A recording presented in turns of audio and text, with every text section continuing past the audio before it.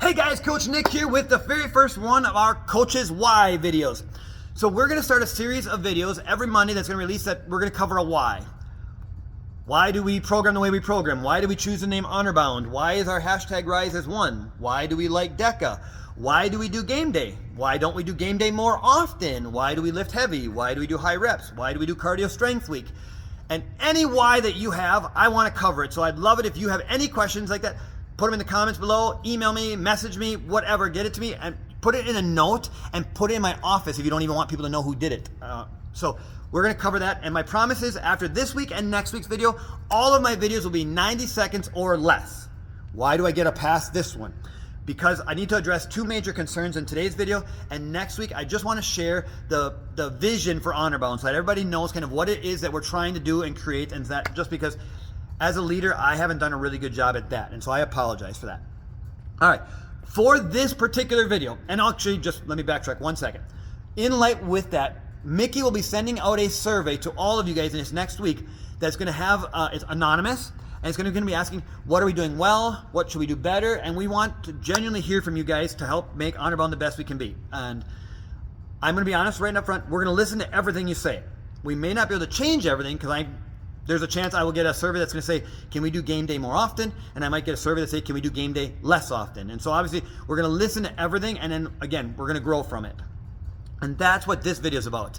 Over the last few weeks, we've had several people reach out with some concerns, and they've reached out obviously, and I'm really grateful that they reached out, but they've brought up some things that have been really concerning to Mandy and I. We have spent countless hours, and I'm not going to lie, a lot of sleepless nights, and I think this is the 25th take of this video. I've literally been shooting videos for over an hour trying to get this right. The two biggest concerns that have come up to us are, number one, some people don't feel like the gym is as fun as it used to be. And number two, some people feel like the gym has become too competitive. And I want to address both of those. First and foremost, I just want to apologize. That was never our intention or our goal. If you've been with me for very long as a coach, you know that I genuinely believe that fitness should be fun. And so that was my goal. Fitness should be fun. And I'm a competitive person. And for me, the competitiveness is many times what makes it fun. Like, I enjoy racing. I enjoy the DECA. I enjoy seeing if I can hit a PR. I like seeing where I'm ranked on the leaderboard. That's what makes it fun for me. I come and do bike workouts because I want to improve my ranking on the leaderboard, not because I enjoy that murder bike. But I also understand that that's not what everybody or how everybody is wired. And so, again, I apologize in advance for anybody that has lost the fun of fitness or that we've made it feel like things are too competitive. That was never our goal. The challenge that we have, and I'm just being honest with the challenge that we have here, is we have this amazing, amazing group of people chasing different goals and wired differently. Some of us like to be competitive. Some of us are not competitive at all. Some of us are chasing DECA World Championships. Some of us are just trying to complete DECAs, and some of us don't even want to do a DECA. We just would like to lose 20 pounds. And some of us maybe don't even want to lose 20 pounds. We would just like to stay at the level of fitness we are right now for the rest of our lives and have fun on the gym floor with our people singing along to our favorite music, and we don't even like the music that's on. And so the challenge that Mandy and I have always faced is trying to find a balance. How do we help those who want to be competitive to become better athletes? How do we get the people who would like to lose weight and not feel like they're two different groups? How do you create a culture or a close-knit group within that? How do we coach someone who enjoys being, pushed really hard and someone who needs to be encouraged a little bit or is just starting in their journey? What do you do with the music when you have someone who loves country music and someone who absolutely cannot stand country music? What do you do with game day, right? Like, game day for some of our more serious athletes is probably their least popular day because it's not making you a better DECA athlete. And on the flip side, DECA day might be the least popular day for some of our athletes who are just trying to lose weight because they have no desire to ever do a DECA competition. And we're trying to find the balance in that. And I will admit, obviously, we haven't done as good of a job as we were hoping we were doing with that. And so again, I apologize for that. Two, if you've been with me for very long as a coach, there has probably been at least once, sometime, somewhere, where I have tried to talk you into racing with me.